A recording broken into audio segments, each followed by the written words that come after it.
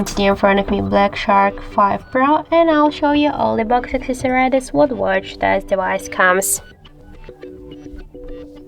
So let's just first open the box. And in this paper box we can see here the SIM eject tool, the protective case in the silicone one in black color, and some paperwork. And also we have here the USB Type-C cable and the original charger brick with the specs, with all of the specs here. So that's it, that's all of the box accessories what watch our device comes. Thank you for watching, and if you find this video helpful, don't forget to leave a like, comment and to subscribe our channel.